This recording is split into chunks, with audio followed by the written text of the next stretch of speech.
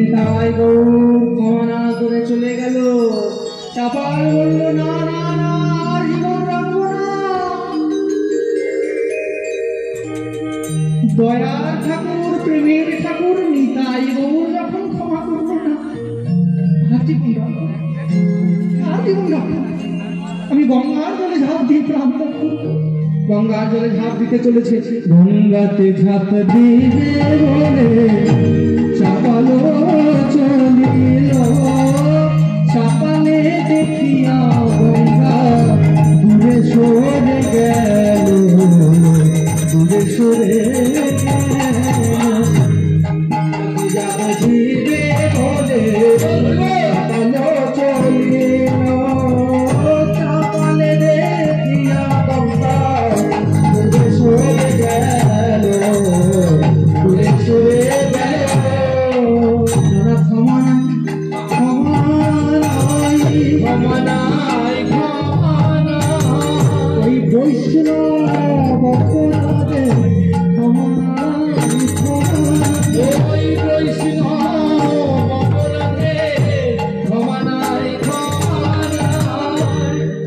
সঙ্গে সঙ্গে আকাশবাণী হলো, না না না, বৈষ্ণব অপরাধের কোনো ক্ষমা নেই, ক্ষমা নেই, ক্ষমা নেই। তখন চাপাল বলছি, মা গঙ্গাকে একবার প্রণাম করতে, মা গঙ্গাকে প্রণাম করি। মা গঙ্গা দূরে সরে গেল, তাও মা গঙ্গাকে প্রণাম করবো। সদ্যপাতক সংহন্তে দুঃখ বিনাশিনী বিনাশিনী সুখদা মোক্ষদা গঙ্গা, গঙ্গে গঙ্গৈব পরমাঙ্গতি, গঙ্গে গঙ্গে গঙ্গে গঙ্গে গঙ্গে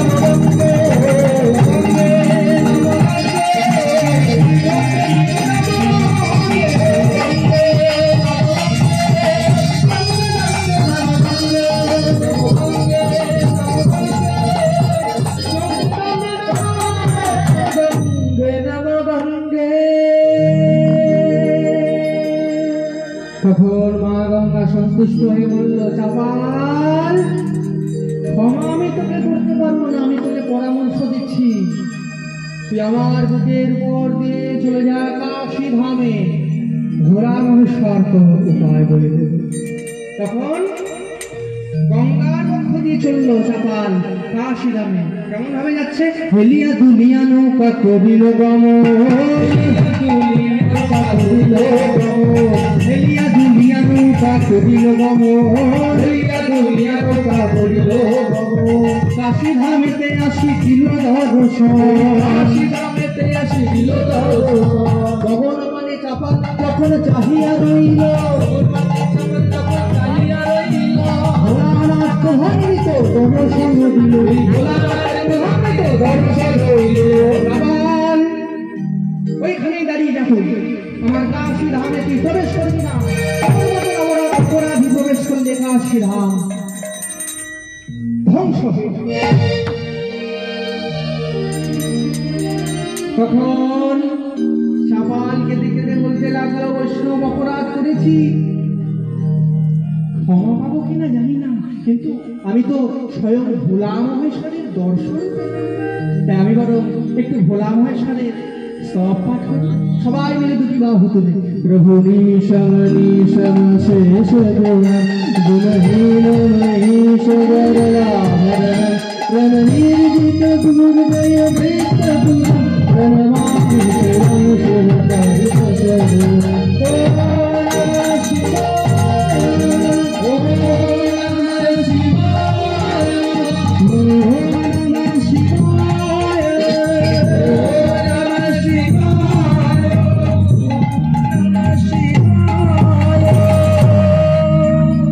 শিবের আরেক নাম কি মায়েরা? শিবের আরেক নাম হচ্ছে আশুতোষ। অল্পেতেই তিনি সন্তুষ্ট হয়ে যান, তাই তিনি সন্তুষ্ট হয়ে চাপালকে বলল, চাপাল ক্ষমা আমি তোকে করতে পারবো না, কিন্তু আমি তোকে উপদেশ দিচ্ছি, যা তুই ওই শ্রীবাসের কাছে চলে যা, শ্রীবাসের পায়ে ধরলেই তোর মুক্তি। তখন চাপাল মনে মনে ভাবলো, গৌরাঙ্গ মহাপ্রভু ক্ষমা করলো না, নিত্যানন্দ প্রভু ক্ষমা করলো না, মা গঙ্গা ক্ষমা করলো না, এমনকি ভোলা মহেশ্বর ক্ষমা করলো না। আমি বুঝতে পেরেছি যতক্ষণ না আমি ওই শ্রীবাসের পায়ে ধরবো ততক্ষণ আমার কোনো ক্ষমা হবে না। তাই চলেছে আজকে কোথায়? নবদ্বীপ ধামে। অবতারের সার অবতার কেন না চিনিলি তারে, অবতারের সার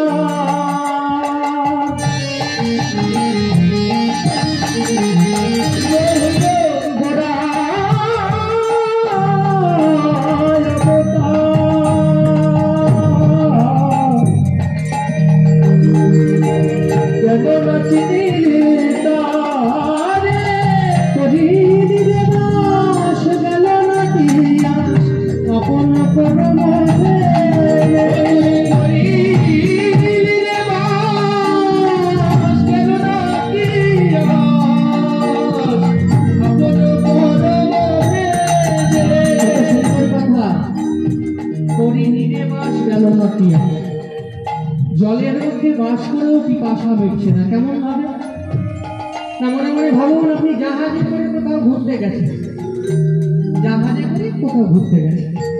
চারিদিকে শুধু সমুদ্রের জল, যেদিকে তাকাচ্ছেন শুধু সমুদ্রের জল, কিন্তু কি ঘটনা ঘটলো?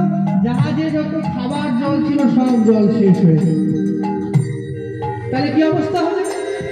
আপনি জলের মধ্যে রয়েছেন, চারিদিকে জল, অথই জল, কিন্তু আপনার পিপাসা মিটছে না।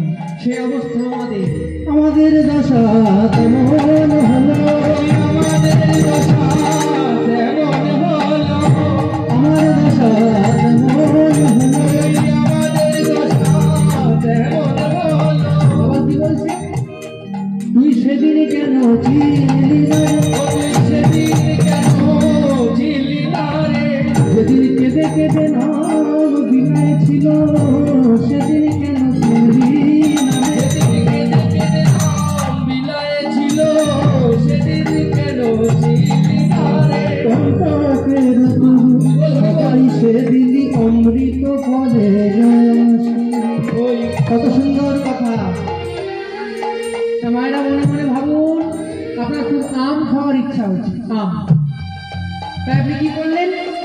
বাজার থেকে একটা বাবলা গাছের চারা নিয়ে, এবার বাবলা গাছের চারাটা বাড়ির মধ্যে লাগিয়ে সুন্দরভাবে জল ঢালছেন, সুন্দরভাবে সার দিচ্ছেন, আর আশা করছেন কতদিনে গাছটা বড় হবে, আর এই গাছে কবে আম ফলবে, তারপর আমি আম খাবো।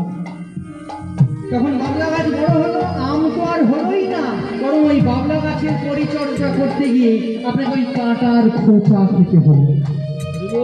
এই সংসারটাও ঠিক তেমন, বাইরে থেকে দেখতে খুব সুন্দর মিষ্টি আমের মতো, কিন্তু এর ভিতরে যে কত কাঁটা রয়েছে, যারা প্রবেশ করেছে তারাই শুধু বুঝতে পেরেছে। তাই কি বলেছে? কণ্টকের তরু সদাই সে বিলি অমৃত ফলে রসে, কল্প তরু গৌরাঙ্গ আমার তাহার ভাবিনি দিশে, কল্প গৌরাঙ্গ আমার তাহারে ভাবিনি দিশে। সৌরভের আছে পলাশ শুকিলি নাশায় বসিল কি, সৌরভের আছে পলাশ শুকিলি নাশায় বসিল কি। মনে মনে ইচ্ছা আছে খুব সুন্দর গন্ধ, খুব সুন্দর গন্ধ আস্বাদন করবো। তাই কি করলাম না, গাছ থেকে ভালো ভালো কয়েকটা পলাশ ফুল তুলে আনলাম। কেন? একটু গন্ধ আস্বাদন করবো। এবার কি, পলাশ ফুল নাকের কাছে ধরছি, অনেক জোরে জোরে নিঃশ্বাস টানছি, কিন্তু গন্ধ আর কি হলো? পলাশ ফুল যতই শুনছি গন্ধ পাচ্ছি না। কি হলো? ওই পলাশ ফুলের মধ্যে যে পোকা ছিল, ওই পোকাগুলো নাকের মধ্যে ঢুকে গিয়ে কামড়ে দিল। এই হচ্ছে আমাদের অবস্থা।